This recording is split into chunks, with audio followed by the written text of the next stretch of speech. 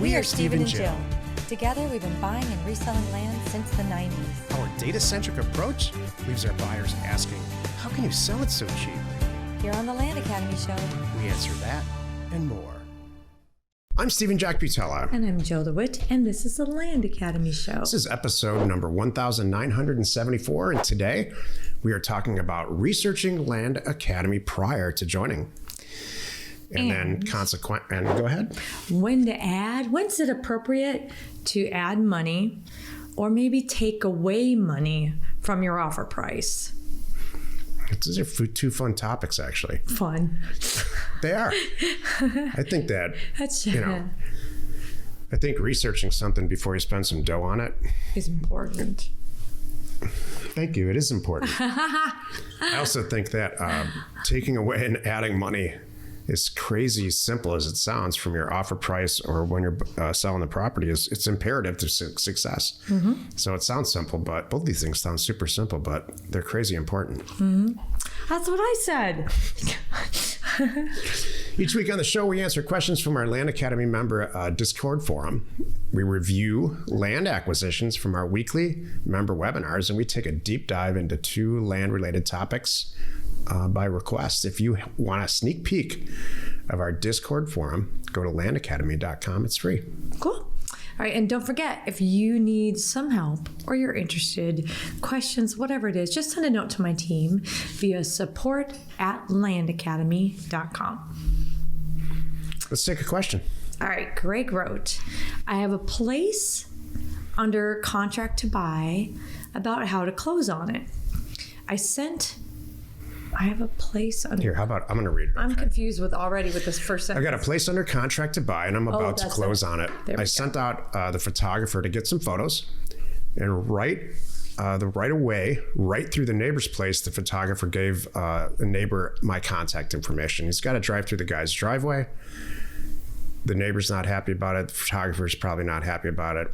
Don't talk to me. Don't kill the messenger. Call this guy. Call Greg. And so he did. Now he wants to buy it.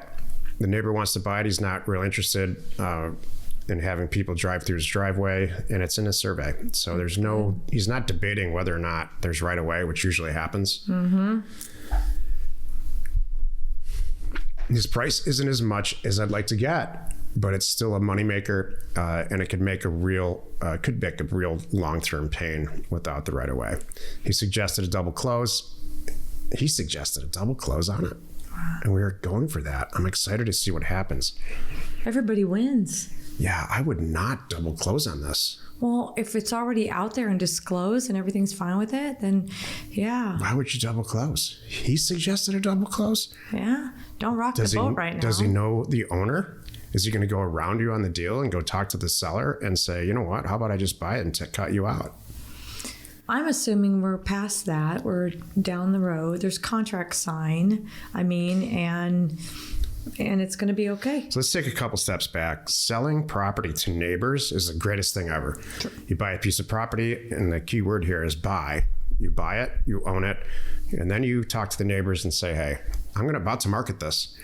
This is what we call neighbor letters in our group. I'm about to market this property. I'd rather have you guys buy it. In fact, I'm going to reduce the rate. My for sale price rate is going to be X, but I'll sell it to you for Y. Because I'm not bringing in an agent. Jill does this all the time. I haven't even got that far. I haven't even marketed it. I haven't even brought in an agent. There's no commissions. So we're both going to win here. So I'm all for that. Double closing with a real compliant neighbor, I just don't know why you would do that. I'm good with it. If he suggested it and he's like, hey, let's just go ahead and we'll just make it all one big happy transaction, then I'm fine with that. The double close, for those of you who don't know, is I secure a contract with the seller for $50,000. And I'm just making up the numbers, but let's use this as an example. So I've got it in escrow and I'm ready to buy it for $50,000 because I think it's worth $100,000. The neighbor comes in and says, I'll pay $70,000. I would buy it for $50,000 and then resell it for $70,000. If that is what you mean by double close and not wholesale, not front the money, then I'm all for it. but actually wholesaling it and just, never putting up the money, I'm not sure I would do that. I'm okay with it. So usually you're a wholesaler, you're really not a wholesaler advocate. He's all the way down the path, and he's, it's like he said, I'm ready to close, kind of thing. And, the photographer's going out there. So if, everybody's up front on it and they know what's going on, come on, when you buy a car from Barrett Jackson, Barrett Jackson's getting a commission. They're getting a piece of the action. All you care about is the car. Okay. So this buyer, the next door neighbor, all he cares about is let's just get this out of my, done, and I own it. I'm happy with 70. It's fine. And you get this guy's going to probably net 17, 18 grand off his trouble and the deal, and the escrow fees and all that good stuff, and everybody walks away happy because it's really worth 100 and it's done. I am shocked. I'm okay with that. That you're okay with this. I am okay with this. I would buy it.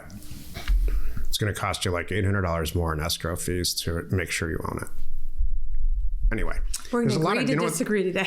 The issue is this is a great, the photographer came back and created the deal for you. Yeah. So this normally doesn't go this smoothly. And I don't know, that's just why I just have a good vibe here. Is that what I try to do like this? No, I don't try to do deals like these. No.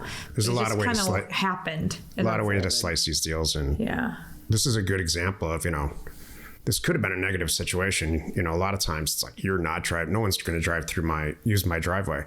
Right. But you're making it work for you, making it a profitable situation for you. So good. Yeah. Today's first topic is called Researching Land Academy Prior to Joining. I don't know about your personality, but I research everything. That's just what I do. And I'm learning as I get older that that's not what the real world is like. I'm not sure. So? No, I don't think. I think there's a lot of impulsive decision making, and I think there's impulsive decision making, and I also think there's decision making based on how much available cash you have.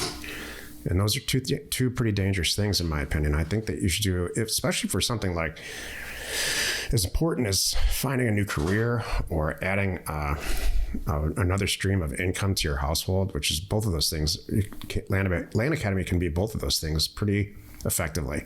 Mm-hmm. So no, I would research, who you're learning from, how far, where you are in your career, if you're brand new, if you identify with the people like Jill and I who are instructing the thing, if you're having a good customer service experience, how many podcasts, who you're learning from. How many deals they've done. Yeah. Years. Okay, I hear where you're going. I mean, I agree with you on that. And I assume everybody does that. I just think that, you think there's a healthy amount of people that are just gravitating to something shiny. Yes. Oh, I get it. Yeah, because that's probably how a lot of people come to Land Academy. Yeah. Like, I didn't research this. It was the first guy that popped up. I saw he's done deals. He had a real good website. And then I found out he did 50 deals. And then I found out you guys have done, 15,000 deals. Let's see. Those are real numbers. Let's see. I know. Now we're pushing 17,000. Do I want to learn from the guy that's done 50 deals? He's got a great website, though. I got to tell you. And he told me everything I wanted to hear. Or the people that have been in the decade, this for decades, way before they had this Land Academy thing. They were buying and selling land. That was their business. And they've gone through some upturns and downturns. Might be a better bet. So, okay, you're trying to talk to the people that, just make sure you're doing that work, I guess. This came up because I was, searching in Discord for questions and for the podcast and topics just like this. Mm-hmm. And there's a woman who just joined. She's new, and she posted a post and said, in episode number 1762, you mentioned a guy named Evan who was kind of, and then she went on to say, and then in episode number 1412, Jack said this and Jill said this, and I'm just trying to get clarification. That's somebody who's researching the heck out of what we do and how we do it.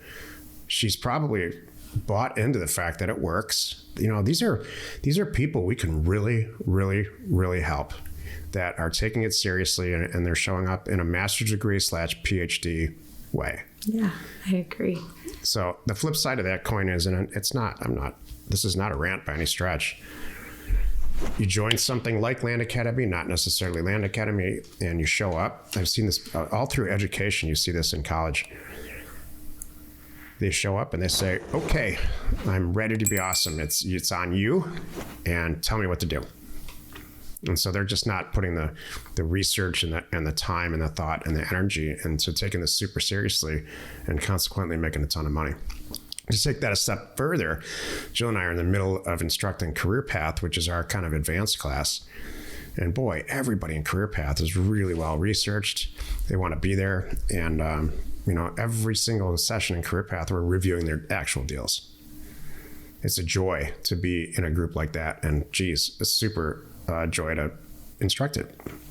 So before you check out, before you decide to do this, whether it's Land Academy or anywhere else, just check it all out. Listen to some podcasts, read as much as you can, get the ebook, all of it. Talk to people. That's my favorite. Yep. Get involved in the community. And you can do that. Just read what's going on in Discord. You can read what's conversations. Heck, you can join our Thursday call if you want to. Just send a note to my team and they'll get you in there. See if this is the right place for you. Talk about the deals, that kind of thing. You know what the big picture is here? You should be researching whatever you do. Whether you think you're going to open a convenience store, I'm going to start, one of our employees wants to start a detailing company, an auto detailing company. He should do some work. Yeah. How are you going to accept payments? What's legally involved in this? People are going to trust me with their car. What if do I have the right car? Do I have the right insurance? What if I'm detailing their car and my ladder tips over on it and scratches their car? How's that going to go? There's lots of things you need to do and research before you do anything. So this is no different. It's funny you bring that up because I was talking to our detailing guy and he said, if you don't have ionized water, which I don't even know about, There you go. You're making your life, because you don't have to dry the car if you use some type of water ionizer, because it kind of just trickles off the car. And so he's like, I can do twice as many jobs because I'm saving half the amount of time. And laundry and towels. Research really, really, really is important to everything. Yeah. Do I want to drive a Jeep or a Toyota 4Runner? Let's take a look. Let's see what people say. Do they like their Jeeps? Do they like their 4Runners? And I can't say enough about it. Well, the biggest thing is if you really want to do anything well, you would be nuts not to research and find someone. Come on, back in the day, it was just a mentor. Back in the day, you were in school, like when we were in college, say I wanted to be, fill in the blank. I wanted that job. Well, I'll tell you too, like back in American Airlines years ago, this is going way back, I was in my 20s, and they had a program, it was called the Walk a Mile program. And you could, if there was a job that you thought you wanted, and it was attainable, like a level or two up from whatever you were. This is great. I've never heard of this. This is fantastic. It's called the Walk a Mile program. And you could sign up and they would even let you, you could do one a year. And it was at American, so they could say the job was in Dallas. So mine was, it was revenue accounting or something. I thought it was so cool. The people that took care of the buckets on the seats and sold how many buckets in certain price ranges to fill up the plane and maximize profit, right? How many 14-day advance purchase tickets, 7-day advance purchase tickets, all that good stuff. So you got to do what's called a walk a mile. So I got to sign up and they accept you. It's not just willy-nilly, and they're like, okay, you're good. Yeah, I'll bring you. And it does two things. You get to go spend the whole day shadowing somebody in that role to see if you like it. Do you connect with them? Does it make sense? And then, by the way, it's a way for them to get to know you. And then if there's like an opening coming, I would be kind of watching and being ready for it. Then they'd already have an established relationship with me. Oh, we know Jill. She showed up. She cares. She did a walk a mile 6 months ago. Yeah. She asked all the right questions. You're in that database. Yeah. We want to interview Jill. You know what? You're educated. You educated yourself. I did. Isn't that brilliant? And you took it upon yourself to be interested in moving to that. Show up, get to know people, look good. Nothing bad comes from that. Totally. So that's like a mentoring thing. And again, they called it the Walk a Mile program. You'd be nuts if you don't do this in life, And what was it called? Walk a Mile. What's so funny? I'm just teasing you. Oh. You said it like 62 times. I know. Well, it just came back to me. It's kind of funny that I remembered that. So anyway, you should be walking a mile in a Land Academy member's shoes, and maybe I'll call it that. Maybe we'll come out, you know what? I'm making a note here. Maybe we're going to come up with a walk a mile program, and I'm not kidding, where you might be, okay, here's your walk a mile thing. You need to watch these 5 podcasts. Oh my God, I love this. You need to be on a Thursday member call. You need to talk to 3 members. Yeah, and you're going to reach out to, I have these people ready by, let me know when you're available, talk to them. Wouldn't that be great? This is the greatest idea I've ever heard. Because then it's double-sided. Yeah. Now you're the people that you're speaking with are accepting you. They're like, oh yeah, this is going to work. This guy's a good guy. And you're talking to people that are, you know, you're asking yourself while you're talking to these members, you know, can I fit in their shoes? Can I walk in their shoes? Does it make sense to me? Yeah, it's twofold. You know what you're getting into. It's free. Then our people know that they voluntarily went through this thing, and it's not a flippant decision. It's not impulsive. Yeah. And they want to get wealthy buying and selling land. I love that. Yeah. Okay. That's a new thing now. You just heard it here first. Land Academy Walk a Mile program. The smartest thing I've ever heard. Once a week, maybe even more often than that, I pull out my phone, like every single one of us, because I have some question about something. I don't care. It's like, what time does the restaurant open, or, you know, what's going on in the Middle East? Mm-hmm. And I catch myself and I stop for a second and I think, just for a moment, I can't believe how fortunate we are that we can get any of these questions answered. Any question I have, I can get answered in this thing in my pocket on Google. And so that's research. Mm-hmm. And so I'm not sure probably younger people can appreciate what it was like before you couldn't get your questions answered. They had to go through some walk a mile program or go to the library, or, geez, God forbid, ask your parents who are for sure not as smart as you are. What's it like to be an accountant, I'm not being Dad? satirical. I don't know. They are not as smart because you're younger and more energetic and look at things more objectively.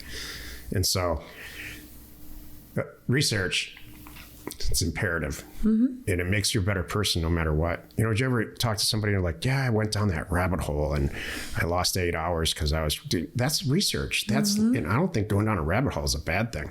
Yep. I think it says a lot about you as a person if you want to find out, you want to be well informed before you make any decision.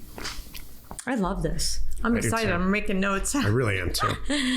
Let's take a look at one of our favorite land acquisitions from our weekly Thursday member webinar. Would you steal Rusk County, I don't know where, Texas or Wisconsin? At least we got a 50-50 shot. I vote Texas. Okay, good. Adrian's going to try to get it cheaper. Okay.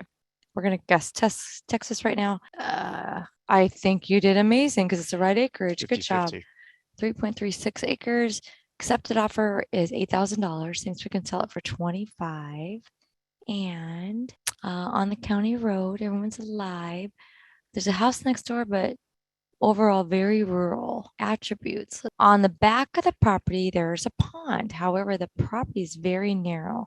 Does that concern you? Would someone buy to build a cabin? So every time I'm concerned about setback issues or anything like that, I would usually check to see if someone else has built on a property of this size, but we don't see one. This is really rural. So the more rural, the less rules that the county or the whatever jurisdictional municipality governs it. So my guess is that, 3 acres is a lot. You can see that whoever put the structure on the property to the right, they put it where they wanted to. They weren't thinking about setbacks here. Right. They're driving sometimes over this person's property to get there. Wait, which is the target property? This one. Yeah, that pond is amazing. And this property here, they seem to have built it in the center. So there's a really good chance you're going to call the county and say, what are the setbacks? I'd like to buy I'd like to, and they're going to say, do whatever. It's one of the great things about Texas. They bought it in 2007. Sorry, I just need to see the numbers on the math because I think it's awesome. Yeah, so do I. Like as of right now, I'm just chasing. I'm trying to find something wrong with it. Me too. Because I like it even at 8. Me too. This is the only thing that I'm worried about, Chase, is you're going to be holding on to it for a while. But it's on the road and there's stuff next to it on both sides. So for your buy it for 8, sell it for 20. That's unrealistic. So outside of I would buy this. Dallas. I would try to get confirmation from a real estate agent, like we always say, but I probably would just buy it. If you want to be the first one, Go for it, Jill. That's good. I don't even know what it is going to be yet, but if you're listening right now or watching this and you want to be the first person going, I'm going to do your walk a mile program, send a note. Send a note to support@landacademy.com. And in the title, put, hey, Jill, I want to be in the walk a mile program. And I'll come up with it. Yeah, put in the subject so it'll get to me. And then I'll come up with something. We'll get you, I'll get you immersed in this stuff for a week. I'll come up with something that will really help you and answer all your questions. Because not only to know if this is right for you, just land investing in general, and then also if we're right for you, if you connect with us in our group. So that's going to be a lot of fun. We could be multifaceted. Like you have to go to 1 or 2 Thursday calls as a guest. I'll say you get a weekly, just maybe you're in Discord for a week. I can do that. Maybe you're on a Thursday call. You charge them $25, just not because it's profit for us at all, but just to make sure you're serious. It's not free, because I think we get a lot of people that are just oh yeah, I want to do it, and they're not serious. True.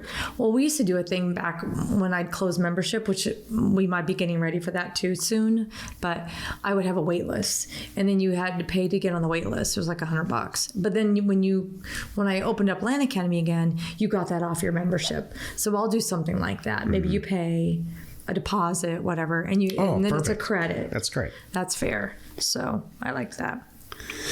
Let's take another question posted by one of our members on the Land Academy Discord online community. Again, if you want to sneak peek of our Discord channel, please go to landacademy.com. It's free. This is a lengthy, before you start into it, okay, a link by Sid, one of our favorite members right now. Who is lengthy. Talking about the realtor mindset and now how he's an investor mindset. So it's lengthy. Okay, got it. All right. Sid wrote, so I want to give some input to my changes from the realtor mindset versus the now land investor mindset. I've been in the realtor mindset as a realtor in Texas for the last 15 years, mostly doing land. In the realtor mindset, you're constantly looking for the next seller, listing, or a buyer looking to purchase. All types of social media, direct mail, cold calls, referrals, and open houses are used to find your next client. To be successful, you must be active and aggressively using outbound marketing. I have a saying that goes, we eat our young every day. Oh my gosh. Because if I close a deal with you, the averages are you won't need me again for 7 or 8 years. Which is really tough. So let me paraphrase here. We eat our young every day. What he means is this is ineffective. I've got a customer, and there's a possibility that I'm going to have this customer as a repeat customer in 8 years. Right. It's not usually over and over and over again. That provided my daughter doesn't get a real estate license. Go ahead. So now fast forward to today, COVID and higher interest rates will stretch out that timeline. It's worse. It's a grind, and at least a 40-hour week if you don't have complete control of your time. It's been a struggle. But I am now 90% in the investor mindset. So I still do real estate as an agent, right, as a broker, but now he's an investor 90% of the time. As a land investor, it's a much slower pace. You get the education on how to do the business, use the Land Academy model to pick a county, price it correctly, and figure out how to use direct mail as your outbound marketing. And then I know there's other things that can be used if desired. Then just wait for the seller to call you. After the haters, are finished chewing your ass off. That's hilarious. Like the first wave of calls.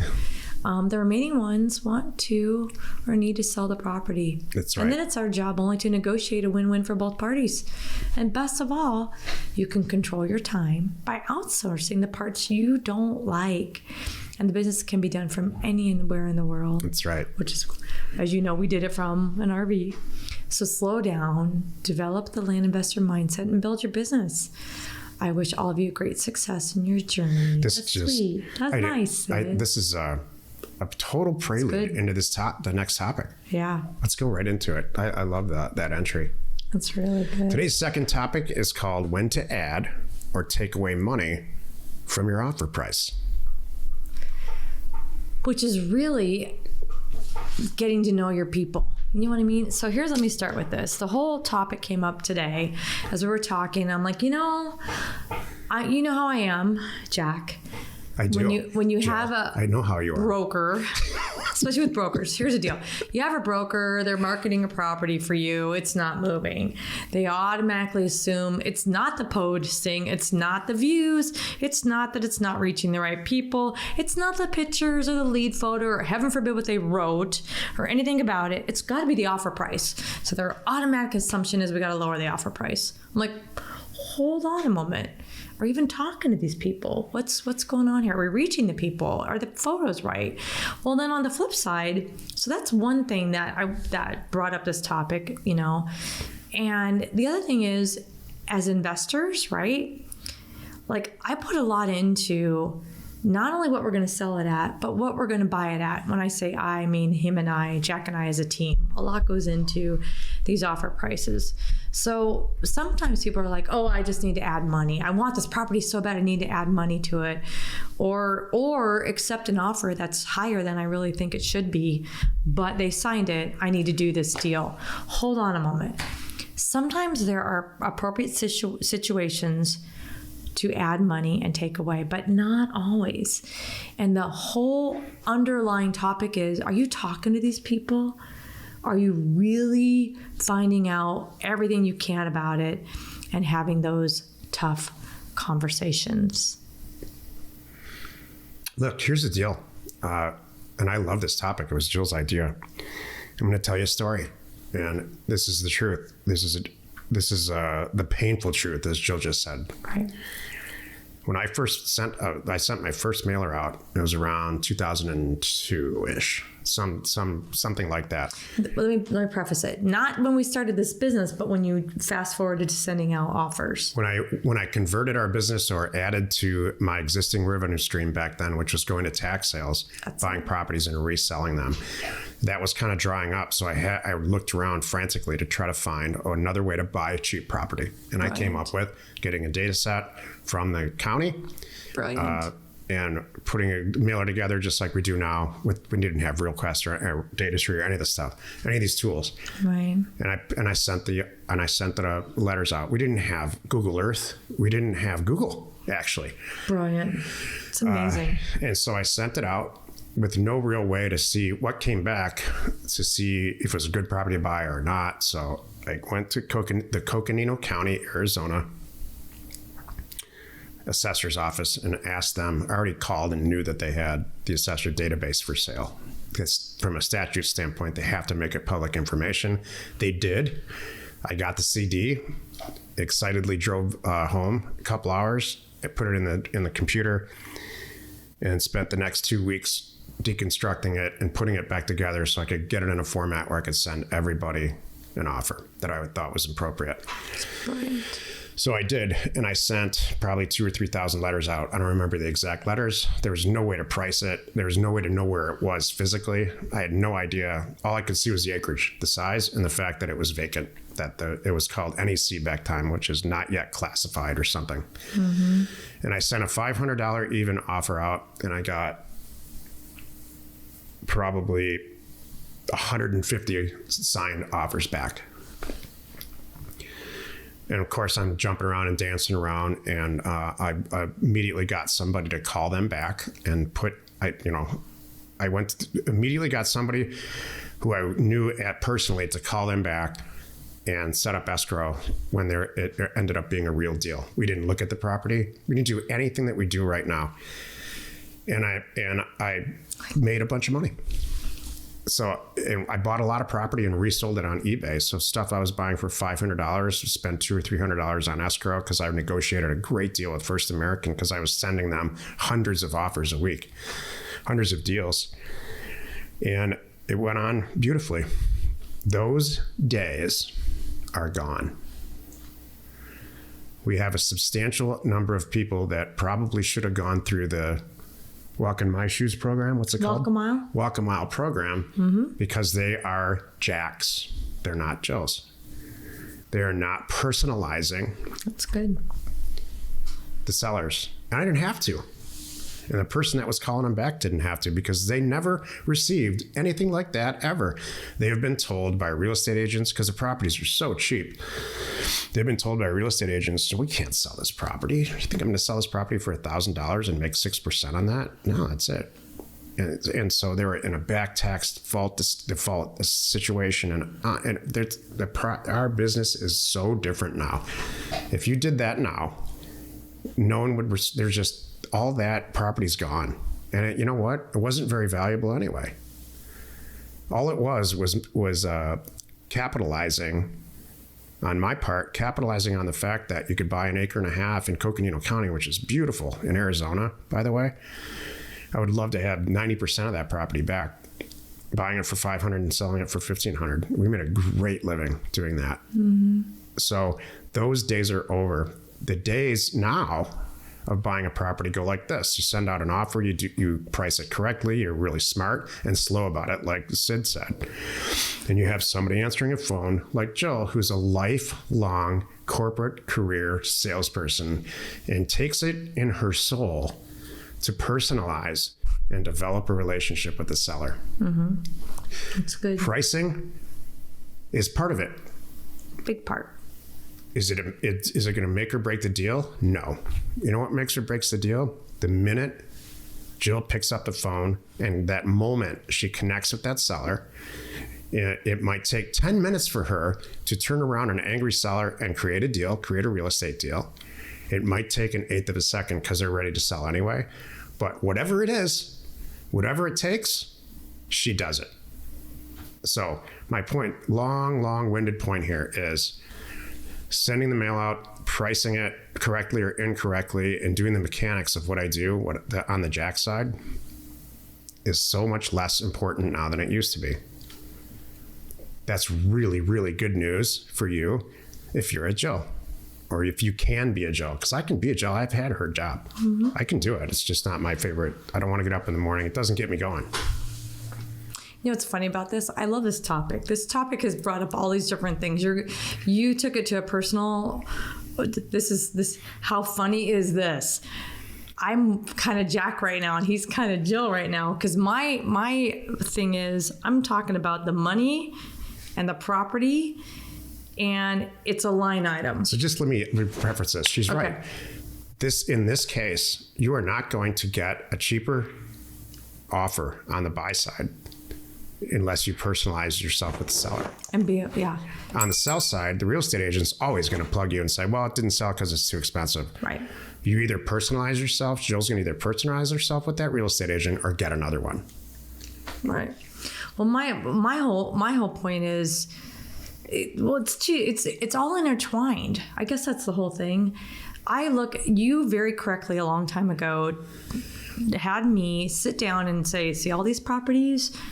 Don't look at them. Don't look at them like, oh, how pretty that is, and the trees and where it is and all that stuff. There's a line on them on a spreadsheet. Yeah. And you need to be mechanical and smart about making these business decisions. And I never forgot that. So I look at these properties and I'm really picky about dollar. But what's funny, like I am picky. If I might add money, I might take away money. That was the whole thing today. And you know why? Because I'm making sure that the bottom line works. I make sure I am buying it for the right price. I feel great about it. And then when I sell it for a great price too. And they feel great about it. So that's what goes on in my head. But when I'm talking to these sweet people on the phone, they don't know that Jill. They don't know the Jill in here that's like, this is a smart business decision. They know the Jill that's having a relationship with them and talking to them and saying in a very nice way, this is all I'm going to offer for this property. I know I sent it for this, but after I looked at it, I found this, this, and this. And so unfortunately my price is now fill in the blank kind of thing. And I have a relationship with them, so I can do that. And we can move forward together. It's tough. It is tough, but that's why you're here. I can't express how important this is. You can't be the greatest pricing expert on the planet, Right. and then expect that to exempt you from personalizing your seller or your real estate agent or taking the personalization out of this business. We are in a people business. That's it. True. I support the people element of this business. And what ends up happening is because we talk about data so much, which is super important, what ends up happening is the message that I think I inadvertently send, largely because the people in Land Academy are very technical. For whatever reason, Jill and I, we attract Smart. accountants and engineers and STEM-driven people who've chosen careers that way because we are so data-driven and technical about this. Right. But the fact is, I am supporting that moment when Jill's on the phone. Right. That's all I'm doing. I'm creating that moment because we sent out a rational letter, a rational offer, but that's reasonably priced. It's not so low priced that they're going to laugh at it and throw it away. And it's not overpriced or retail priced where Jill gets, barraged with signed agreements. And it's rationally priced. So we're supporting her in that moment on the phone. Mm-hmm. And the same thing happens when we go to sell it. I price it on the sell side, but I'm still supporting Jill and her staff about, and indirectly the real estate agent that they choose to hire to represent us through data. That's it. I'm hiding behind my computer here where it's safe and hopefully cold and dark. Does your computer hug you back? No. I don't want it to, though. That's hilarious. That's funny. You can't have... Where's Jack in a dark room cracking a beer with his laptop? Boy, that's true. You can't have one without the other. Right. But you used to be able to.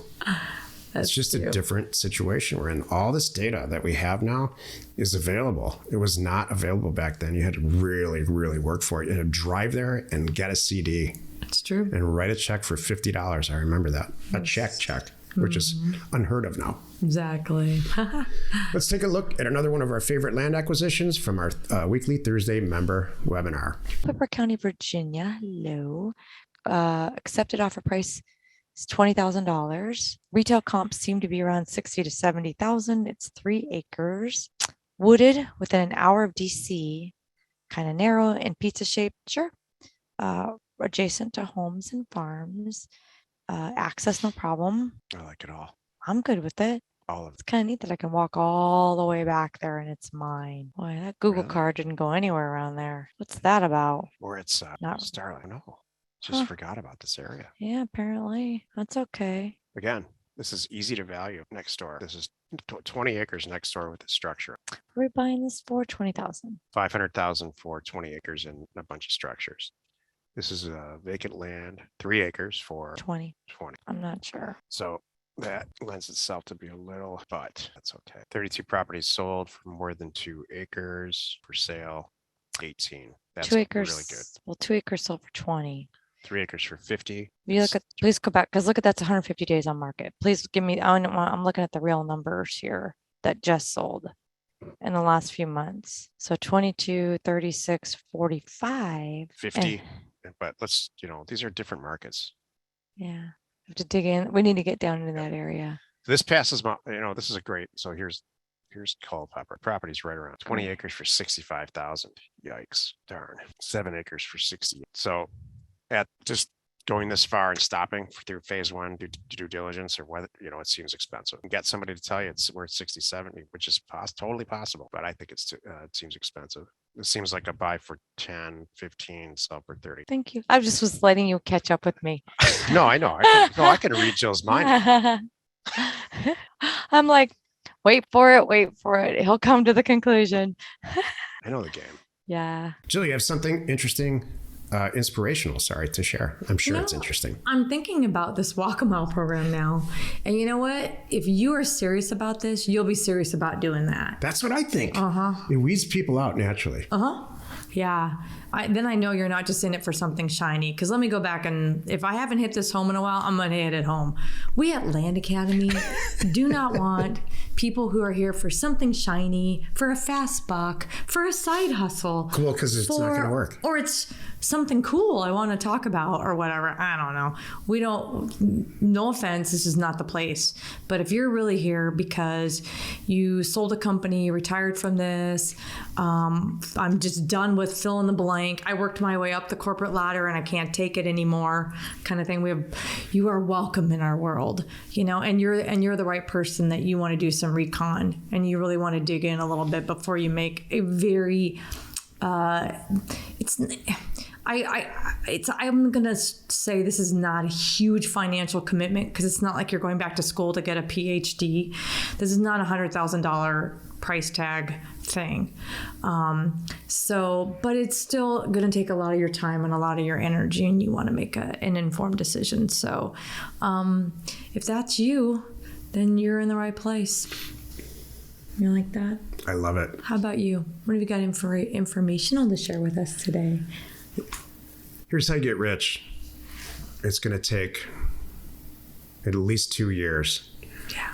You're going to kick everything to the curb that probably everyone told you matters. Like all the time consuming things like a social relationship and raising children and all of that. Can you do all that? Sure. You can do it after 6 o'clock at night or before 4 o'clock in the morning. If you are in a lucky position where you don't have that stuff, then you have a lot of time. And so you need to kick it to the curb and spend a ton of time researching and testing and retesting and finding out who you are and then implementing some type of plan. Is it buying and selling land for you? I don't know. Probably not. But it's something. True. You know, it might be starting a detail business. And there's a great and easy way to say, you know, the wheels get turning when I think about that right now. If I want to start a car detailing business, all right, I'm going to get a pad of paper out. I'm going to say, what do I need? I need this equipment. I need this attitude. And I probably need a couple of guys that are really good at doing this. Maybe they have their own equipment. But what I'm going to really need is getting the word out. I'm going to need some type of, I need to capture the people in a 1 or 2 or 3 zip codes where I am that have already expressed an interest online in getting their car detailed. Or maybe I'll do a bunch of research and find out if they own a large black SUV, they're much more prone to order detailing service than if they own a 10-year-old Hyundai. And on and on. And I'll tell you what, after 2 weeks of probably 1 or 2 pads of paper, or however they go through these processes, you're going to have a plan and you're going to be ready to implement it. It's good. So if that's not how you do stuff, then I wish you luck. Because this is not only is Land Academy not for you, probably owning a business is not for you. Yeah. And I'll close on a positive note. If it is, and Land Academy is packed full of people where it is, just go on one Thursday call that we hold as a guest. Yeah. People that are packed of entrepreneurs that have just what Jill said. Smart people. Businesses that they've closed or sold, or not closed, but sold, or real estate deals that they've done. And they're here to enhance who they are.